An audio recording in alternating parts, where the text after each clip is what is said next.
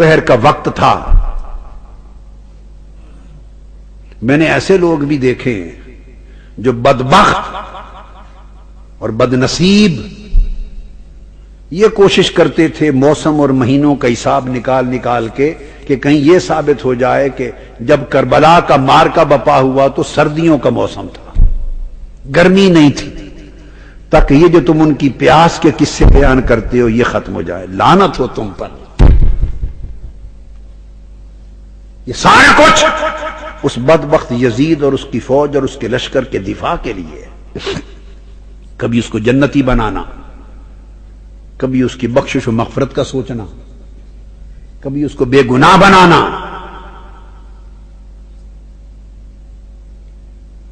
جبکہ تاجدار کائنات صلی اللہ تعالی علیہ وآلہ وسلم نے صریحاً دلائل خاصہ سے اس کے جہنمی ہونے کی خبر دی.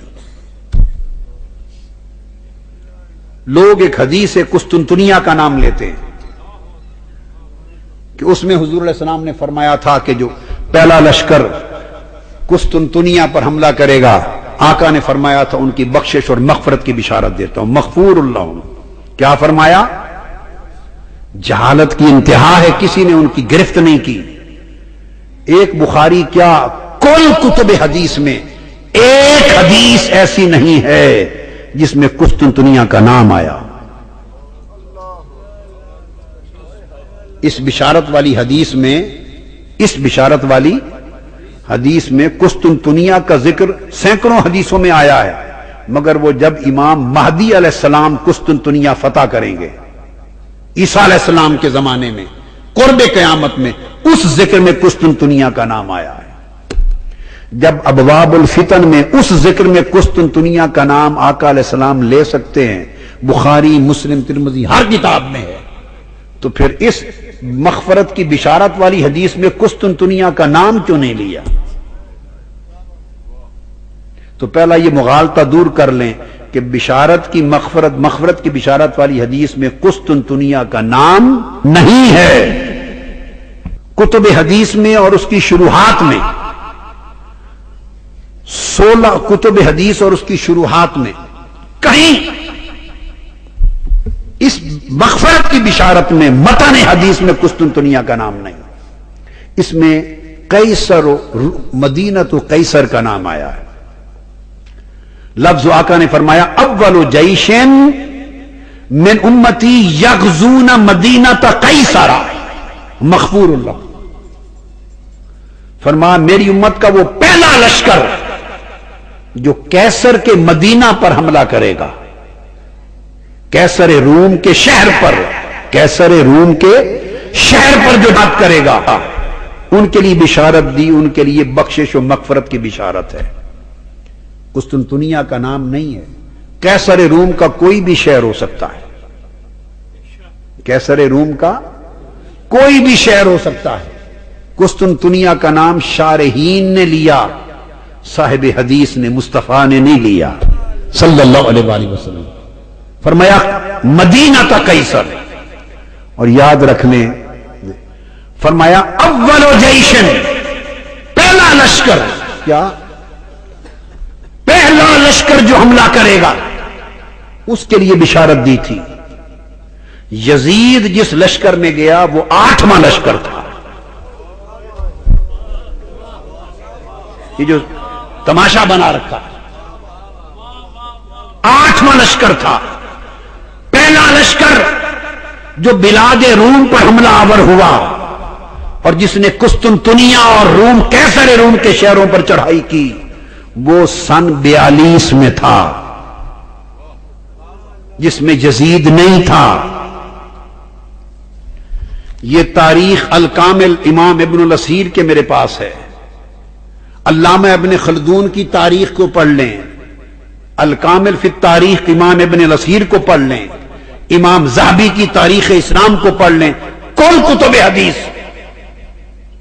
امام ابن کثیر کی البدایہ والنہایہ پڑھ لیں. ہر کتاب حدیث کھنگالنے کے بعد بات کر رہا ہوں. بلاد روم پر پہلا غزوہ 42 ہجری میں ہوا. وفی ھذہ سنہ 42 ہجری غزا المسلمون وغزا الروم. دوسرا لشکر کشی بلاد روم پر 43 ہجری میں ہوئی، اور اس سال بسر بن ابی ارتا وہ روم پر لشکر لے کر غزوہ کیا اور حملہ آور ہوئے۔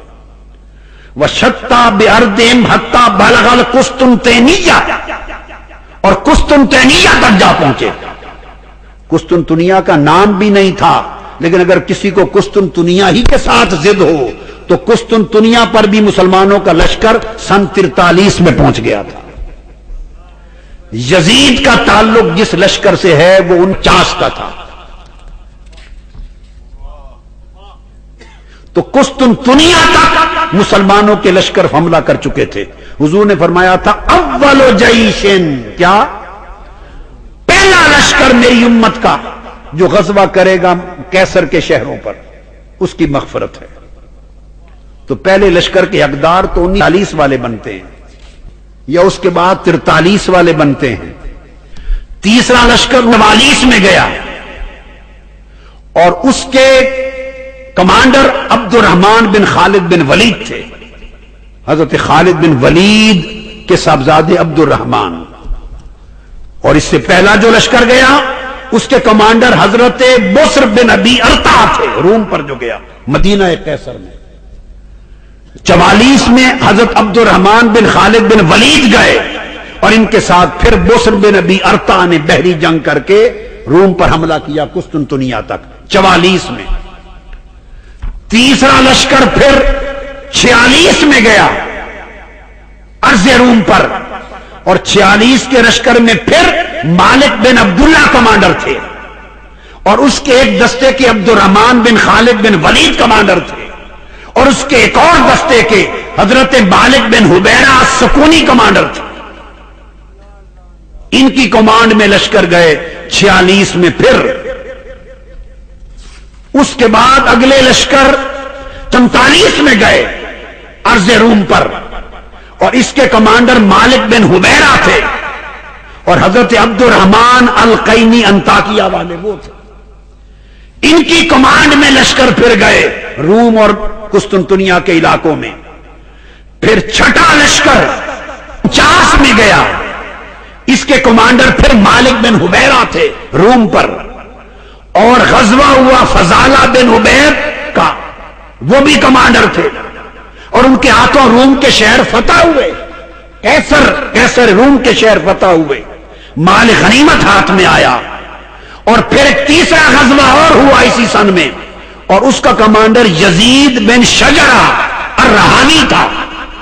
یہ اور صحابی تھے، تم نے خلط ملط کر رکھا ہے۔ یزید بن شجرہ الرہاوی باہر شام میں سے تھے، اور پھر جا کر 7واں غزوہ ہوا 50 میں، کیا جس میں یزید کا جانا آتا ہے۔ تو آقا نے شرط لگائی تھی، یہ بخاری کی حدیث کے لفظ ہیں اول جیشن، کہ بلاد روم مدینہ قیصر پر غزوہ، فتح کی شرط نہیں ہے، حدیث میں فتح کا لفظ نہیں ہے، یغزو، جو جنگ کرے گا، جو غزوہ کرے گا، فتح بھلے کب جا کرو، جو جنگ کرے گا وہ پہلا لشکر اس کے لیے مغفور اللہ۔ اور 7 لشکر اس یزید والے لشکر سے پہلے جنگ کر چکے تھے۔ یزید کیا لگتا ہے تمہارا؟ بشارت میرے آقا نے دی پہلے لشکر کی، وہ گیا 8ویں لشکر میں، تم نے پہلے 7 لشکر چھوڑ دی اور بشارت پکڑ کے اس کے گلے میں ڈال دی، جو بے ایمان دور دور تک حقدار نہیں ہے، جو دشمن اسلام اور دشمن رسول اور دشمن دین ہے، دشمن اہل بیت ہے۔ اگر اس سے بشارت مراد لینی ہی ہے مغفرت کی، تو حضور نے تو اول جیشن کا پہلا لشکر، اور پہلا لشکر گیا 42 ہجری میں۔ 7 لشکر پہلے جا چکے ہیں، اب رہ گیا یہ لشکر قسطنطنیہ جس میں یزید گیا، اس کا قصہ بھی سن لیں۔ اگر اسی پر ضد ہو کسی کی ضد یہی ہو کہ سن 50 ہجری کا لشکر لینا ہے مراد جس میں یزید گیا، تو وہ بھی سن لیں۔ یہ تاریخ الکامل امام ابن الاسیر کی میرے سامنے ہے، یہ تاریخ علامہ ابن خلدون کی میرے سامنے ہے، سن لیں کیسے گیا۔ حضرت امیر معاویہ نے لشکر تشکیل دیا سن 50 میں قسطنطنیہ کے لیے، اور اس کا امیر اور کمانڈر سفیان بن عوف کو بنایا. اس کا امیر اور کمانڈر سفیان بن عوف کو بنایا اور اپنے بیٹے یزید سے کہا تم بھی ان کے ساتھ جاؤ. اس بدبخت یزید نے جانے سے انکار کر دیا.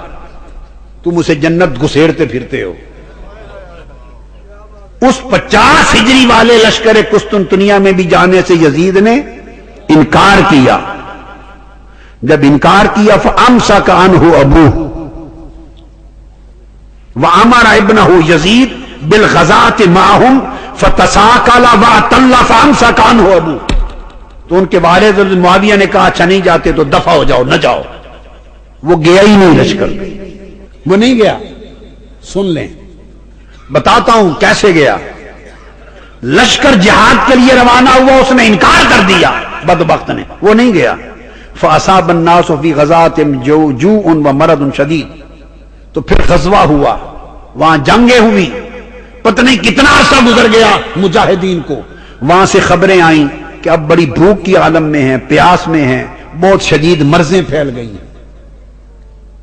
جب یہ خبریں ملی کہ بڑی مرض ہے، پیاس ہے، بھوک ہے، حالات خراب ہیں، جب یہ خبریں پہنچی اور یہ خبر یزید کو پہنچی تو وہ بے ایمان اپنی محبوبہ کو بغل میں ڈال کے بیٹھا ہوا تھا. وہ عیاش، کئی بیویاں تھیں، ان میں سے ایک وہ بھی تھی، اس کا کوئی حساب ہی نہیں تھا. ان میں سے ایک محبوبہ بیوی کو بغل میں ڈال کے بیٹھا. اس نے جب خبر سنی کہ قسطنطنیہ جا کر صحابہ کے جانے والے تابعین کے لشکر کو مرضیں ہوئی، بیماریاں ہوئی، بھوک اور پیاس میں شہید ہو رہے ہیں،